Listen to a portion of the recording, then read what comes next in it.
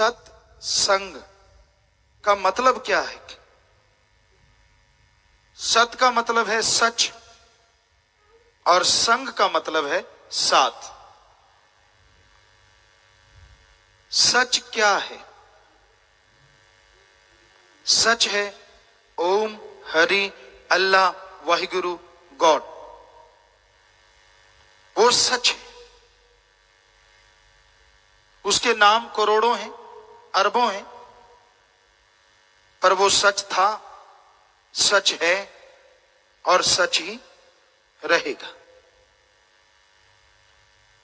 दुनिया की हर चीज परिवर्तनशील है, पर मालिक में कभी कोई परिवर्तन नहीं होता। वो हमेशा से जैसा था वैसा है और वैसा ही रहेगा। और सच है, उस तक जाने वाला सही रास्ता बताना, सच के राह पे चलाना, और जो गलत रास्ता है उसे हटाना। आप सोचते हैं रास्ते तो सारे सही हैं। जी नहीं। मालिक पैसा लेता है, ऐसा किसी धर्म में लिखा है क्या? क्योंकि हमने सारे धर्मों के पवित्र ग्रंथ पढ़े हैं, हम आपको सुनाएंगे, पर आप सच सच बताइए, क्या आपने कहीं पढ़ा है कि मालिक पैसा लेता है, सोना चांदी लेता है? नहीं पढ़ा होगा। हमारे वेदों में क्या लिखा है? वेदों में लिखा है भगवान से मांगो अच्छी धरती, उपजाऊ धरती, अच्छी आबो हवा, अच्छा पानी, अच्छी सेहत, अच्छी संतान। भगवान से मांगना ही है तो भगवान को मांगो। ये नहीं लिखा भगवान को कुछ दो, उसे मांगो, ये लिखा है।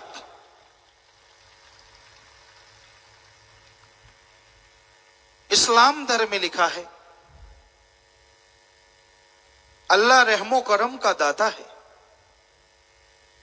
सच्चे दिल से और कायदे से कोई मांगेगा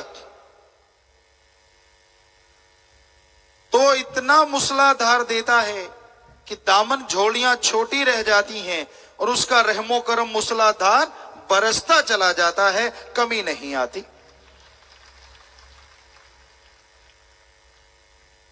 ऐसे ही सिख धर्म में हमारे लिखा है जो मांगे ठाकुर अपने से, सोई सोई देवे। कि जो आप उससे मांगेंगे वो दया का सागर, रहमत का दाता वाहिगुरु देता चला जाएगा, पर उसकी कोई कमी नहीं आएगी। और इंग्लिश फकीर लिखते हैं गॉड देता है, लेता नहीं। पर कायदे से गॉड प्रेयर से मांगो तो वो देता है।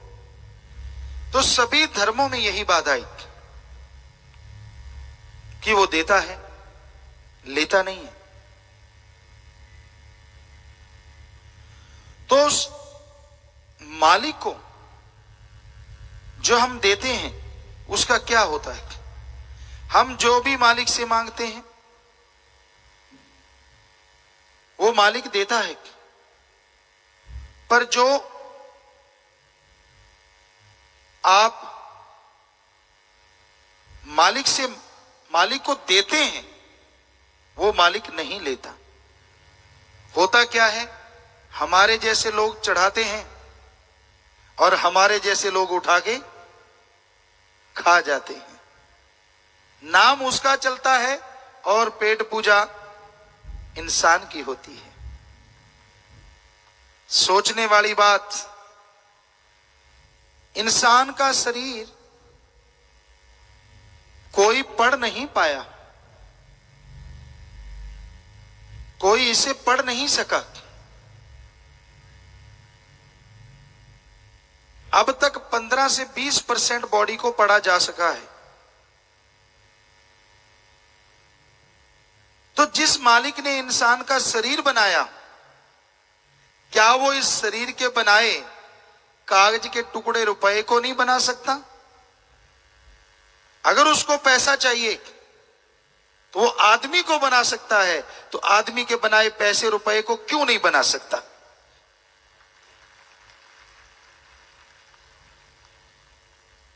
और सोचिए, हमारे हिंदू धर्म में लिखा है भगवान कण कण में रहता है। इस्लाम धर्म में लिखा है अल्लाह ताला जर्रे जर्रे में मौजूद है। सिख धर्म में लिखा है वाहिगुरु के बिना कोई जगह ही नहीं है, हर जगह वाहिगुरु है। और ईसाई धर्म में लिखा है गॉड इज एवरीवेयर, हर जगह है वो। तो सोचने वाली बात, अगर मालिक ने पैसा ही लेना है तो हमारे मैले कुचले नोट क्यों लेगा? नोट बनाने वाली मशीन यहां लगी है, वहीं से करारे करारे नोट ना ले लेगा वो, अगर उसने लेने ही है तो? क्योंकि वो तो हर जगह है। यहां वो नोट बनाने वाली मशीन है, वहां भी वो है। और सोचो, अगर मालिक पैसे से खुश होता तो आम गरीबों के पास क्यों आता? दुनिया का जो सबसे नंबर 1 धनाढ़ है,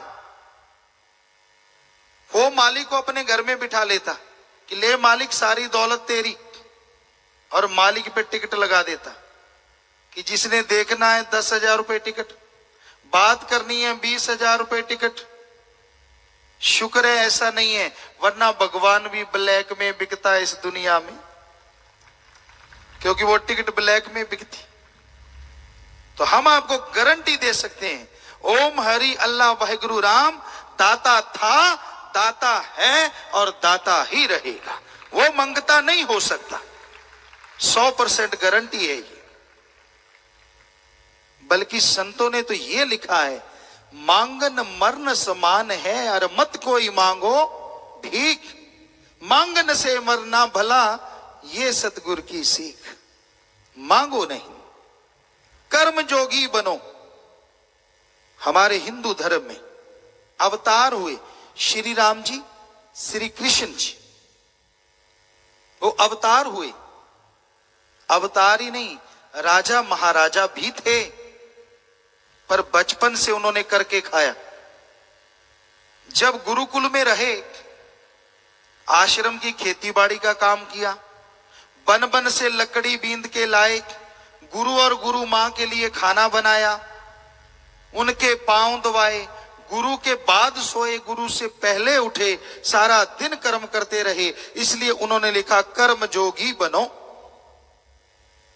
इस्लाम धर्म के पैगंबर मोहम्मद साहब सारी जिंदगी करके खाया, इसलिए उन्होंने लिखा हक हलाल की रोजी रोटी खाओ। सिख धर्म के 10 गुरु साहबान, कई गुरुओं को गद्दी तब मिली जब उन्होंने कर्म योगी बने, तो इसलिए सिख धर्म में लिखा दसा नौआं दी किरत करो। ईसा मसीह जो पैगंबर ईसाई धर्म के, सारी जिंदगी करके खाया, इसलिए उन्होंने लिखा हार्ड वर्क करके खाओ। किसी ने नहीं लिखा ठगी मार के, बेईमानी से, भ्रष्टाचार से या मांग के खाओ, क्योंकि ठगी बेईमानी से दौलत जल्दी आती है, पर उस दौलत का फिर रूप क्या होता है? माया होई नागणी और जगत रही डहकाए, जो इसकी सेवा करे उसको ही ये खाए। तो पाप जुल्म की कमाई बढ़ती तो तेजी से है, पर जितनी तेजी से ये आती है, ये डंक चला देती है। कईयों के बड़े बड़े हमने देखा महल हैं, संगे मरमर लगा, बहुत पैसा है, आगे औलाद ही नहीं है, वंश ही खत्म हो गया। किसी का एक्सीडेंट हुआ, किसी के घर में सुख शांति नहीं है, हीरे जवाहरात बहुत बड़े हैं घर में, 4 लोग हैं, चारों के मुंह अलग अलग हैं, एक इधर से निकल जाता है, दूसरे को देख के दूसरा इधर से आ जाता है। तो क्या फायदा उस दौलत का, अगर घर में शांति नहीं, शरीर निरोग नहीं? इससे तो वो अच्छे नहीं है जो सारा दिन मेहनत की करते हैं, और चाहे धरती बिछोना मिल जाए, वहीं ऐसी मस्ती की नींद सोते हैं, कहते घोड़े बेच के सो गया, पता ही नहीं चलता सुबह तक। और दूसरी तरफ पाप जुल्म की कमाई से ऐसे ऐसे बिस्तर होते हैं जैसे लक्ष्मण झूला, पर नींद नहीं आती, एक टीका लगवाते हैं, फिर नहीं आती एक दूसरा टीका। उनकी नींद भी किराए की नींद होती है। बताइए कौन सुखी है ज्यादा, मेहनत की करके खाने वाला या पाप जुल्म की कमाई से महल बनाने वाला? तो भाई हम तो हकीकत आपको सच्चाई बयान करेंगे, जो सच है, बुरा ना मानना। आपको कोई लगे हमसे पूछ लीजिए, सवाल कीजिए। तो हमारे धर्मों में जो सच लिखा है आज आपकी सेवा में बताएंगे। हमें मालिक से, ओम हरि अल्लाह राम वाहिगुरु दाता रहबर से मांगना चाहिए। वो पत्थरों में भी जिंदगी दे देता है, सच्चे दिल से मांगोगे वो कमी नहीं छोड़ता। हमें क्यों मांगना चाहिए? वो हमारा जन्मदाता ही नहीं, आत्मा को भी बनाने वाला है। वो सुप्रीम पावर है जिसकी वजह से ये धरती काम करती है, पानी काम करता है, सूर्य नक्षत्र ग्रह चलते हैं, हवाएं चलती हैं। आप सोचते नहीं, ये एक बड़ी फैक्ट्री में एक बॉस का होना जरूरी है। अगर बॉस ना हो, कर्मचारी काम करना बंद कर दें, तो वो फैक्ट्री फेल हो जाती है। सोचने वाली बात। आदमी के चलाने वाली फैक्ट्री के लिए भी एक बॉस चाहिए, और अगर वो ना हो तो ये फैक्ट्रियां तबाह हो जाती हैं। तो ये सारी सृष्टि को चलाने वाले कर्मचारी, धरती है, पानी है, आकाश है, सूर्य है, चंद्रमा है, हवाएं हैं, ये सारे कर्मचारी हैं जो सृष्टि को चला रहे हैं। अगर इनमें से एक रूठ जाए तो क्या होगा? धरती रूठ जाए कि मैं तो कुछ भी पैदा नहीं करूंगी, कैसे जी पाओगे इस धरती पे? पानी रूठ जाए कि मैं तो किसी के मुंह में नहीं जाऊंगा, क्या कोई जी पाएगा? तो ये सारे कर्मचारियों को चलाने वाला भी कोई बॉस है, और वो है ओम हरि अल्लाह राम गॉड खुदा रब। और साइंटिस्ट कहते हैं वो है सुप्रीम पावर। सिर्फ लैंग्वेज चेंज है, मान वो भी गए हैं, अब मान गए हैं। साइंटिस्ट आते हैं हमारे पास, नासा साइंस केंद्र से आते हैं, आसपास से आते हैं, दूर दराज से आते हैं, हमारे से चर्चा होती है, आखिर वो मान के जाते हैं हमारे धर्म महाविज्ञान है। साइंस तो बदलती रहती है। यहां जितने लोग बैठे हैं, हमने भी पढ़ा, आपने भी पढ़ा। पहले क्या पढ़ाया गया था? आदि मानव मांसाहारी होते हैं, हमने ये पढ़ा था किताबों में। लेकिन आज साइंस की नई रिसर्च क्या आई है? आदि मानव शाकाहारी होते थे। और हमारे वेदों में क्या लिखा है? आदमी शाकाहारी ही था और है। और आज साइंटिस्ट भी कह रहे हैं पूरी शारीरिक बनावट शाकाहारी जीवों जैसी है। इसकी आंतड़ी लंबी है, मांसाहारियों की छोटी होती है, इसके नाखून, इसका जबड़ा, इसका शरीर, इसकी पाचन क्रिया, इसकी आंतड़ियां, इसके दांत, इसके नाखून सब शाकाहारी जीवों जैसे हैं। धर्म हमारे कब से कह रहे हैं, और विज्ञान आज मान गई है कि आदमी वी आर प्योर वेजिटेरियन। ये साइंस मान चुकी है। हजारों साल पहले वेदों में लिखा था। तो बताइए बड़ी साइंस कौन सी है? हजारों साल पहले हमारे वेदों में लिखा था बैक्टीरिया वायरस होते हैं। वैज्ञानिकों ने मजाक उड़ाया, पर 1850 में माना कि बैक्टीरिया है और 1892 में माना वायरस है, जबकि वेदों में हजारों साल पहले लिखा था। बताइए बड़ा कौन? हमारे वेदों में, सभी धर्मों में ये लिखा था। लाखों चंद्रमा, सूर्य, नक्षत्र, ग्रह हैं, और साइंस ने अभी 15 साल हुए हैं तब माना है कि हाँ लाखों चंद्रमा, सूर्य, नक्षत्र हैं। बताइए बड़ी साइंस कौन सी है? और ये वेदों में, पुराने हमारे जितने भी पवित्र धर्म हैं, सभी में लिखा है। सिर्फ यही एक त्रिलोकी नहीं है, सिर्फ यहां जिंदगी नहीं है, ऐसी जिंदगी सैकड़ों जगह और भी है। ऐसी त्रिलोकियां सैकड़ों जगह और भी है। साइंस अभी तो नहीं मानी, पर एक दिन मान जाएगी। अभी तो वो ढूंढ रहे हैं कहीं और जिंदगी मिल जाए, जबकि धर्मों में लिखा ऐसा है, एक जगह नहीं सैकड़ों जगह। त्रिलोकी किसे कहते हैं, पहले तो आपको यह बताएं। धरती आसमान पताल को त्रिलोकी नहीं कहते। त्रिलोक, तीन तरह के लोक, तीन तरह के जीव। कौन कौन से? अस्थूल काय,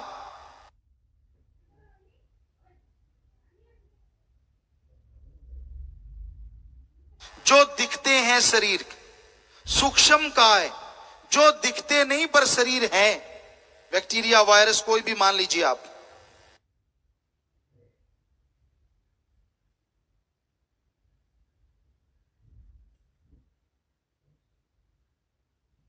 और कारण काय, जो देव फरिश्तों के शरीर होते हैं। तो यहां तीन तरह के शरीर होते हैं, उसको कहते हैं त्रिलोकी। तो ऐसी त्रिलोकियां सैकड़ों हैं, ये हमारे धर्मों में लिखा है। तो भाई हमारे धर्म महाविज्ञान है, और उन धर्मों को मानने से आपको आत्मबल आएगा, विल पावर आएगा, और आत्मबल सफलता की कुंजी है। आत्मबल जिनके अंदर होता है, मंजिलें उनके कदम चूमा करती हैं। आत्मबल जिनके अंदर होता है, पहाड़ जैसा रोग भी चुटकियों में चला जाता है। ये अजमाया है, हम अजमाते रहते हैं। कैंसर जैसे भयानक रोग, फर्स्ट स्टेज वालों को मरते देखा है, और थर्ड फोर्थ स्टेज पे जाने के बाद लोगों को यहां जिंदा घूमते देखा है। यह है आत्मबल, यह है आत्मविश्वास। श्वास तो भगवान ने देने हैं। तिल बड़े नराई गटे जो लिख दी करतार, लेखे तेरे श्वास की रास। भगवान ने श्वास गिन के दिए, लेकिन आत्मबल से टाइम पीरियड बढ़ाया जा सकता है, श्वासों की गिनती नहीं। हम 1 मिनट में लेते हैं 16 से 18 श्वास। मान लीजिए 16 से 18 श्वास आप 1 मिनट में लेते हैं, उसके हिसाब से आपने 100 साल जीना है। प्राणायाम की एक क्रिया होती है, श्वास को अंदर ले जाना। हमारे फकीर किया करते थे, खास करके हिंदू धर्म के उदाहरण है मारकंडे, कागभूषण जो ऋषि थे, उनकी हजारों साल उम्र थी। कैसे? अब 1 मिनट में लेते हैं 16 तो 100 साल, और श्वास को ऊपर चढ़ा लेते थे, और फिर बातें करना चलता रहता था, और 1 मिनट में सिर्फ एक श्वास लेते थे। अब 1 मिनट में 16 के हिसाब से 100 साल, 1 मिनट में एक लिया तो कितना? 1600 साल। तो इस तरह टाइम पीरियड बढ़ जाता था। तो हमारे धर्मों में बड़ा कुछ छुपा हुआ है। आप कपड़े पहन लेते हैं, जैसे मां बाप का धर्म आप अपना धर्म बन गया, पर उसमें लिखा क्या है, कभी उस पे भी रिसर्च किया करो। मां बाप ने खेती दे दी, जमीन जायदाद दे दी, आपको दुकान दे दी, अब सुबह शाम माथा टेकते रहो, क्या फायदा होगा? जी नहीं, आप हंसेंगे। तो क्या करते हैं, मां बाप ने जो जमीन जायदाद दी है उसको जोतते हैं, बीज डालते हैं तो फसल आती है, दुकान खोलते हैं, मेहनत करते हैं तो आमदन होती है। उसी तरह हमें धर्म तो विरासत में मिल जाते हैं, पर धर्म का अगर फायदा उठाना है तो धर्म को पढ़ो, धर्म के ऊपर चलो, फिर देखो आप अंदर बाहर से माला माल हो जाओगे। आप विरासत में लेके मौज से बैठे हैं, ना उसको पढ़ना, ना उसके ऊपर चलना। किसी धर्म में नहीं लिखा दूसरे की निंदा करो। हम सत्संग छोड़ देंगे अगर कहीं लिखा दिखा दो। अपनी निंदा करो अगर कर सकते हो, हिम्मत है तो। कबीर जी ने लिखा है, कबीरा सबते हम बुरे, हम तज भला सब कोए, जिन ऐसा कर माने मीत हमारा सोए। अपने आप को बुरा, आपसे कुछ लेने के लिए तो चाहे चंद क्षण कोई मान ले, पर अपने आप को छोटा मान के चलना बहुत बड़ी बात है। दूसरों की बुराइयां करना आम बात है। एक बार हम कॉलेज में गए, स्कूल में गए, लड़कियों का स्कूल कॉलेज था, तो बच्चे हमें पिताजी बोलते हैं। रूहानी फकीर जो भगवान की औलाद है उसे अपनी औलाद समझते हैं। जन्मदाता आपके मां बाप हैं, पर रूहानी संत जो होते हैं वो भगवान की औलाद को अपनी औलाद की तरह मानते हैं। इसलिए लोगों ने कोई पिता, कोई बाबा, कोई कुछ, तो वो हमें पिताजी कहते थे।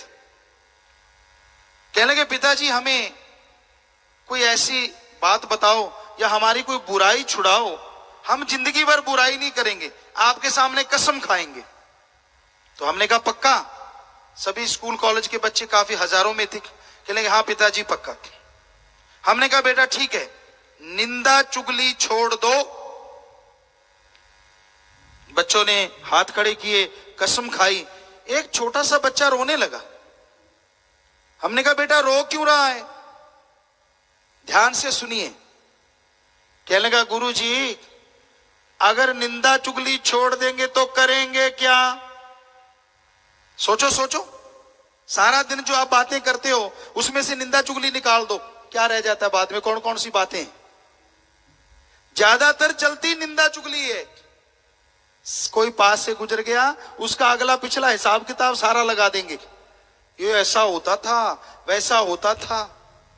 आज लोग अपने दुखों से दुखी नहीं है, दूसरा सुखी क्यों है इससे ज्यादा दुखी है। अपने दुखों से दुखी कोई कोई है। पड़ोसी का महल क्यों बन गया, मेरा चौबारा ही रह गया। मेरे पास मोटरसाइकिल है, पड़ोसी ने कार कैसे ले ली, ये चक्कर पड़ा हुआ है। तो भाई आपको आत्मिक शांति नहीं है और आत्मिक संतुष्टि नहीं है।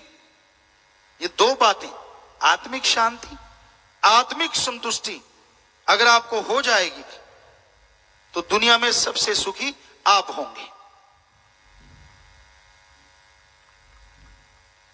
जिसको आत्मिक शांति है, आत्मिक संतुष्टि, आत्मिक संतुष्टि का मतलब है जो आपके पास है उससे आप खुश रहो, परिवार का पालन पोषण करो, परमार्थ दूसरों का भी भला करो, और जो आपके पास नहीं है उसके लिए मेहनत करो, टेंशन चिंता ना करो। इसी का नाम आत्मिक संतुष्टि है।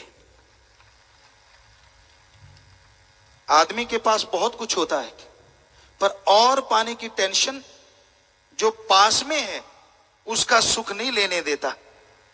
इसलिए हमारे सभी धर्मों में लिखा है आत्मिक संतुष्टि अति जरूरी है।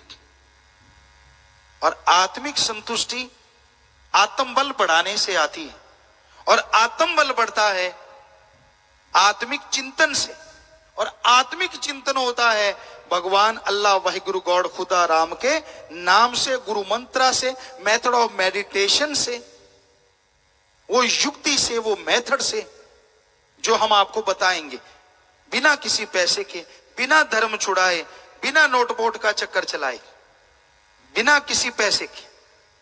जिस मर्जी धर्म में रहो, जो मर्जी भाषा बोलो, जो मर्जी पहनावा पहनो, आपसे कोई पैसा नहीं लेना, कोई चढ़ावा नहीं लेना, बस आपको तरीका बताना है।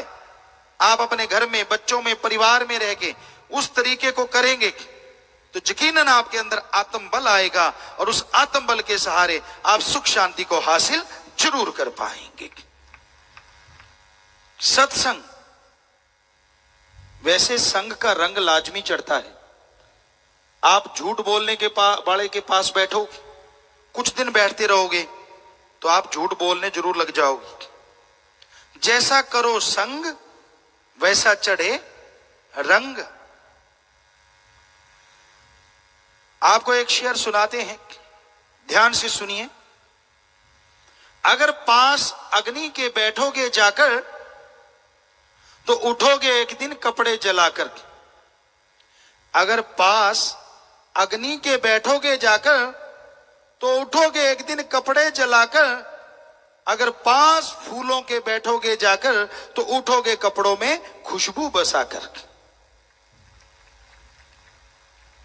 अगर आप आग के पास बैठ जाते हैं और आपका ध्यान इधर उधर हो जाता है, अचानक कपड़ा उड़ता है और आग पे लग जाता है, आग ने क्या करना है? कपड़े को जला के राख कर देना है। किसी और दिन आप फूलों के ढेर के पास बैठे हैं, कपड़ा उड़ता है, फूलों के ऊपर लग जाता है, फूलों ने क्या करना है? आपके कपड़ों में खुशबू भर देनी है।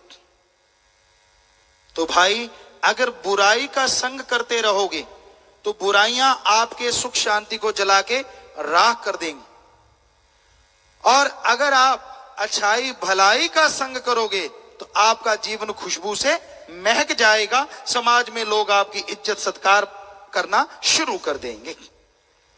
और अगर सत्संग करोगे तो जीते जी मोक्ष, मरणोपरांत मोक्ष मिलेगा। जीते जी गम दुख दर्द चिंता परेशानियों से और मरणोपरांत आवागमन से। यही सच्चा मोक्ष है, यही सच्ची मुक्ति है जो मालिक के नाम से मिलती है। तो आज चर्चा करेंगे बस इसी बारे में। हम सभी धर्मों को मानते हैं, किसी जात पात ऊंच नीच को नहीं मानते, क्योंकि हमारे धर्मों में इसके लिए कोई जगह नहीं है। जो कहता है मैं बहुत बड़ा हूं, ऊंचे धर्म का हूं, कोई कहता है ऊंची जात का हूं, कोई कहता है छोटी जात का है। हम आपसे एक सवाल पूछते हैं, बताइए, जो कहता है मैं बड़े वाला हूं, क्या जन्म के समय उसके ताज लगा हुआ था और छोटे के पूंछ लगी थी? या बताइए, क्या बड़े वाले की नाड़ियों में घी दूध बहता है, छोटे वाले के पानी बहता है? या बताइए, क्या बड़े वाला आसमान से टपका है और छोटे वाला मां के गर्भ से नहीं आया? सारे के सारे मां के गर्भ से आए हैं। हम सब एक हैं और हमारा मालिक एक है। ये धर्मों में लिखा हुआ है। सारे धर्मों में कोई सच्ची बात बताता नहीं। आज आपको सच बताने आए हैं और शरेआम बताने आए हैं।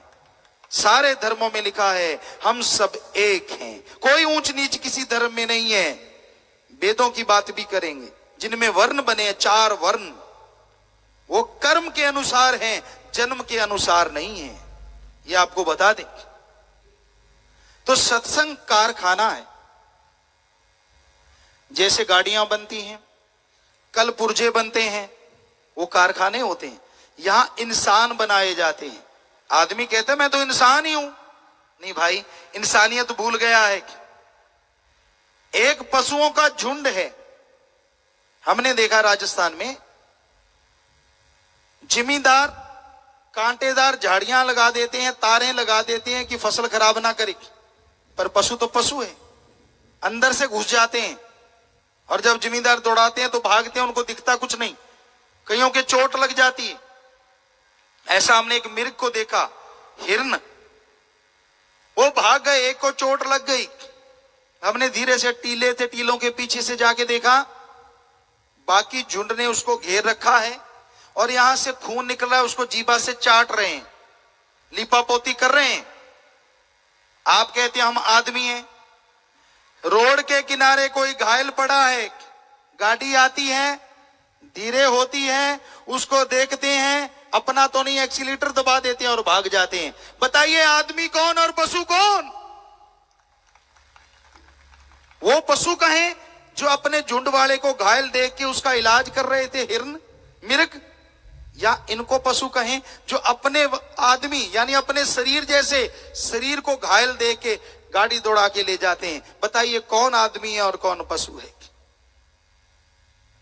जवाब मांगते हैं हमारे धर्म, क्योंकि धर्मों में दया रहम पहला असूल है, जो आज गायब होती जा रही है। आज तो खुदगर्जी है, मेरी कुर्सी सलामत सारी दुनिया सलामत, मेरी कुर्सी डगमगा रही है तो सारी दुनिया डगमगा रही है। आज तो ये असूल है। तो भाई, दया रहम धर्मों का पहला असूल है। सत्संग में आएंगे तो ये असूल याद करवाया जाता है, इंसानियत का पाठ पढ़ाया जाता है। ऊपर उठिए अपनी खुदगर्जी से, स्वार्थीपन से। इंसानियत किसे कहते हैं? अगर धर्मों के अनुसार आपको सीधी भाषा में बताएं तो सीधी भाषा में सभी धर्मों का क्या बनता है? ध्यान से सुनिए, किसी को दुख दर्द में तड़पता देख के उसके दुख दर्द में शामिल होना और उसके दुख दर्द को दूर करने की कोशिश करना, इसी का नाम इंसानियत है। किसी को दुख दर्द में तड़पता देख के खुश होना, ठहाके लगाना, इसी का नाम राक्षसीपन या शैतानियत है। और राक्षसों के सींग नहीं होते। तो ये है इंसानियत।